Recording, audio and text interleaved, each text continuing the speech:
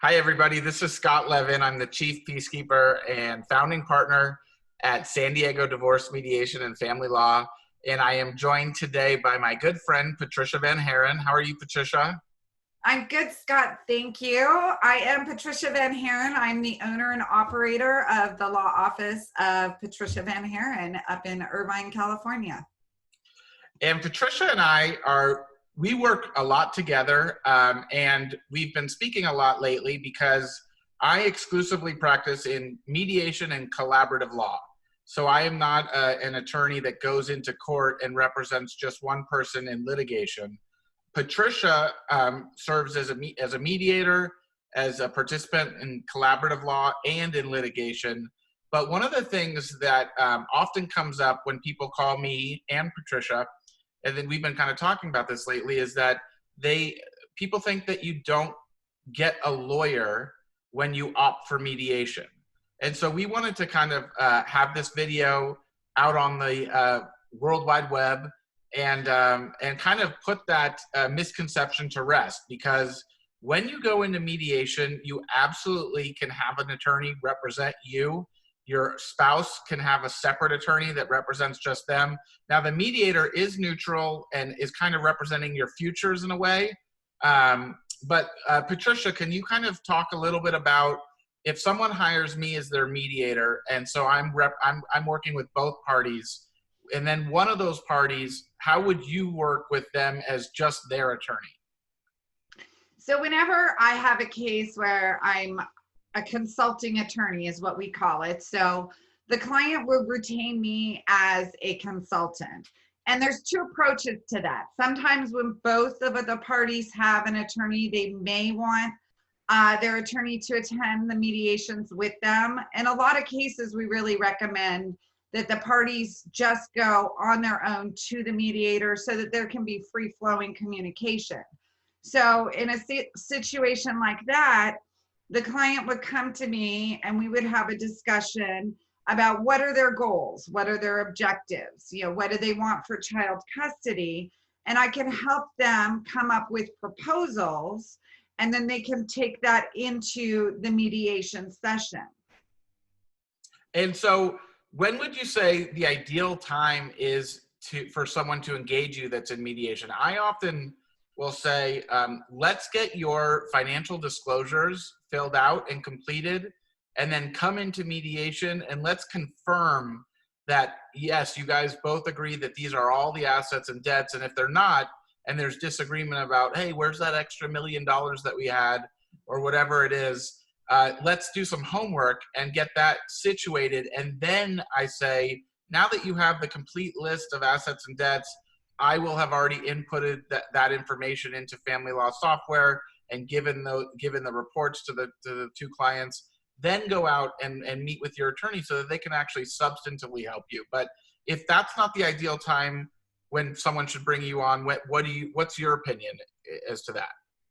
So each case is going to be different. Sometimes we're going to have cases where there's child custody, or we need some sort of temporary support orders in place just to get to that disclosure phase.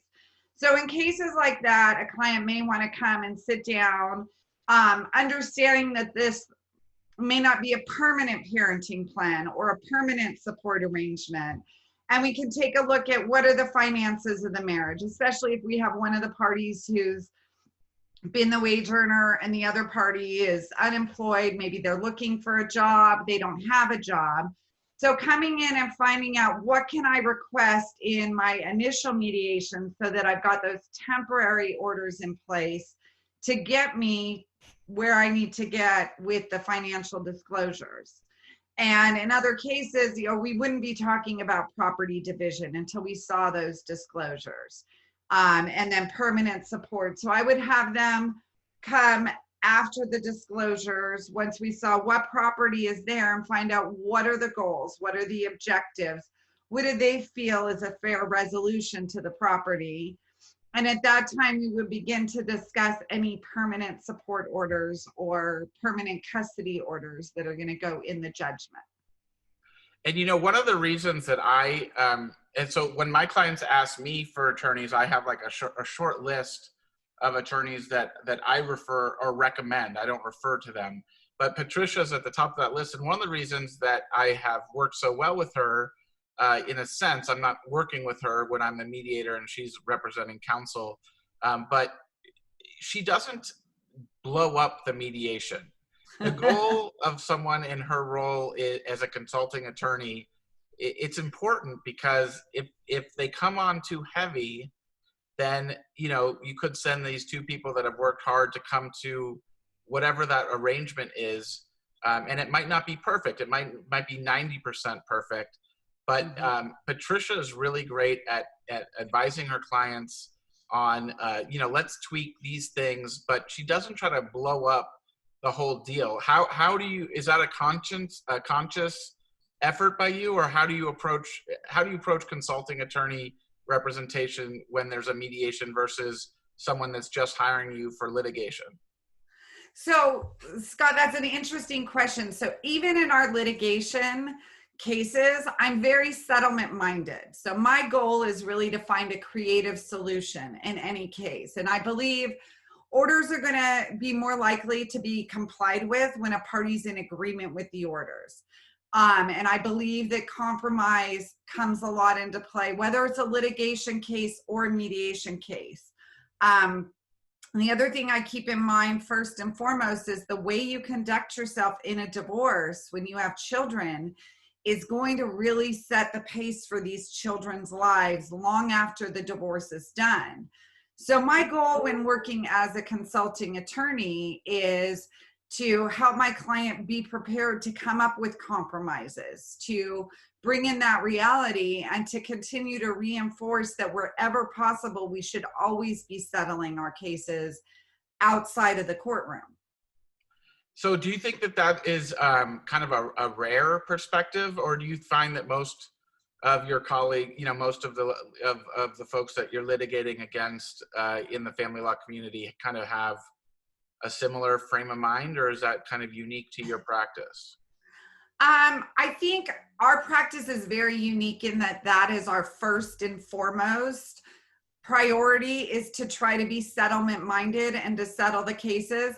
I do have a lot of attorneys that I work well with, even in litigation cases. When I see that they're the opposing attorney, I get really excited because then I can tell my client, hey, I think there's an opportunity to settle this case. And even in our really highly conflictual cases that involve domestic violence or substance abuse, if we have a good attorney on the other side, we can settle. Now, there is a lot of attorneys out there that are litigation attorneys, and their goal is to bring the case to litigation. They love hearing themselves speak in the courtroom.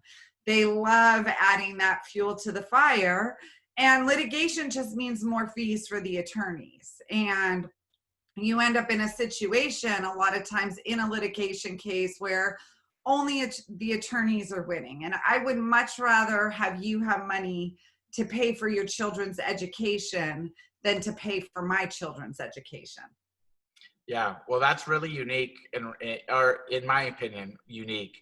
And of course, I am a full-time mediator, so I have not been in a courtroom since 2012. But when I think back in the back of my mind, back to those days, it wasn't always a pleasant experience dealing with those other attorneys. So, Patricia, lastly, let me just ask you another way that a lot of my clients will wait to engage a consulting attorney is when we have a draft of their settlement agreement ready.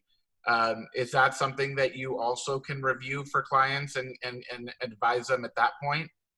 Or do you think that you typically should come on before there's a draft agreement?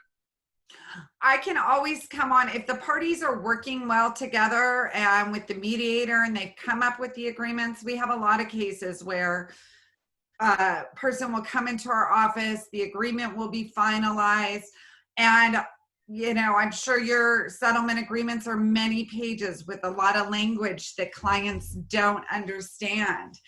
And a lot of times my role in those cases I'm going to review line by line with them and make sure that they understand what they're signing. Make sure that they understand, how does this translate to my life as a whole?